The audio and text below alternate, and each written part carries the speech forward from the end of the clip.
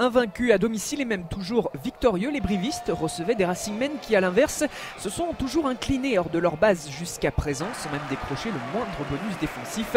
Brive-Racing, duel à enjeu dans cette 7e journée.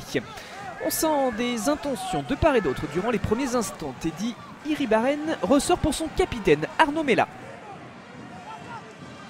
À nouveau, Iribaren pour servir Nicolas Bézi, dont le drop pas évident car décalé et à plus de 40 mètres permet au Coujou d'ouvrir le score 3-0. Les champions de France réagissent très vite après un coup de pied de Rémi Thalès qui ramène dans le camp adverse.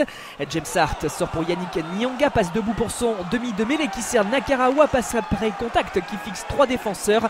Rouanimov, Rémi Thalès, remise intérieure pour effacer le dernier défenseur. Et c'est le premier essai de la rencontre. Les Franciliens concluent sous les poteaux et passent devant. Thomas Charabas demande la vidéo. On veut s'assurer qu'il n'y a pas d'en avant sur les 2 dernières passes, voire même les 3 dernières. Le ralenti est parlant, pas d'en avant. La demi-heure de jeu, superbe combat en mêlée fermée. Cette épreuve de force permet à chaque fois de lancer le jeu. On voit Sissako Yamaibol est poussé fort à l'arrière du pack briviste. Le ballon est disponible pour Teddy Iribaren, mais c'est le 3e ligne qui ramasse, profite de l'avantage pour forcer le passage et marquer l'essai en puissance. Gros travail de la mêlée du CABCL et c'est une réaction des locaux qui mène désormais 13-7. Brive rentre au vestiaire avec une avance de 9 points grâce à une autre pénalité de Gaëtan Germain.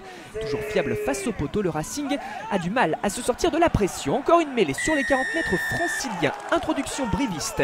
On voit que la première ligne ne résiste pas comme on conteste la décision de l'arbitre. On écope de 10 mètres, ce qui permet à James Hart de tenter sa chance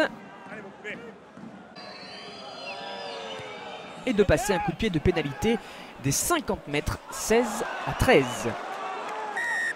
De la réussite avec la barre transversale. Beaucoup de turnover aussi dans ce duel et sur cette ouverture au large. Galala accélère le long de la ligne et peut avancer jusque dans les 22 mètres adverses. Grosse percée sur 20 mètres de l'ailier fidjien. Les soutiens sont là. Thomas Aquier vient fixer. Avantage pour une position de hors-jeu. Et Gaëtan Germain en profite pour redonner 6 points d'avance aux siens, 19-13. Encore et toujours une rude bataille en mêlée. L'intensité baisse quelque peu en seconde période, moins de rythme et toujours du combat. Le pack du CABCL récompensé de ses efforts alors qu'Eddie Benarous est sanctionné. Gaëtan Germain sur pénalité, 22-13. Le break est fait malgré la réduction du score de Maxime Machno qui ne permet pas au Racing de prendre le bonus et qui concède un 4e revers en 4 déplacements. Brive fait tomber le champion 25-16.